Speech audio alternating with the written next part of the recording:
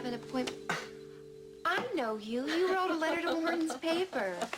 I'm sorry, I don't remember your name. Oh, Maggie, this is Amy Perkins. Amy, Hi. Maggie Gillis. How do you do? Nice seeing you again. Gillis, right? You have an appointment at 5 o'clock with Mr. Lee. You're right on time. Well, is Mr. Lee in? No, I'm afraid he's not. Actually, he's barely ever in, but I'm expecting his assistant, Mr. Finley, any minute. Great. Here he is, Mr. Finley. Warren Lockridge, Maggie Gillis, yeah. They have an appointment with Mr. Lee. Yes, of course. Hi. Please, come in.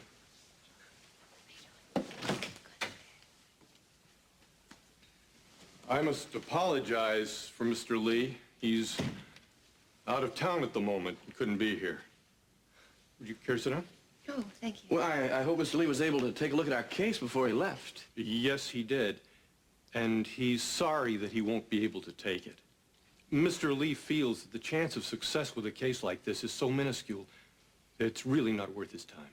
So then we're being turned down, in other words. I'm afraid so. Look, this could have been taken care of over the phone. You didn't have to call us all the way down here.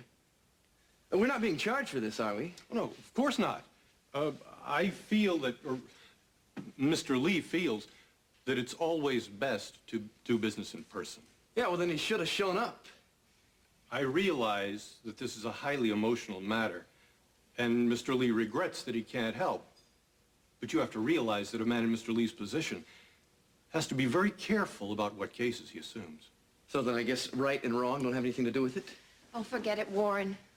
It's not worth arguing about. I've been down the road 100 times. You know, I think that Mr. Lee is just plain scared. Scared of facing C.C. Capwell one-on-one. Not scared of losing, but scared of being beaten and made to look like an incompetent. That's preposterous. No one intimidates Stanfield Lee. It's a matter of being legally powerless. I'm sure that if there were anything that Mr. Lee could do for Mrs. Gillis's husband, he would do it. Yeah, well, he isn't, is he?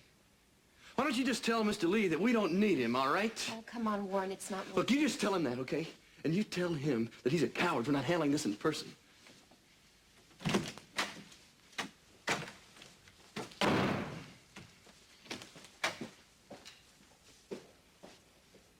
Some pretty heated voices I heard in there.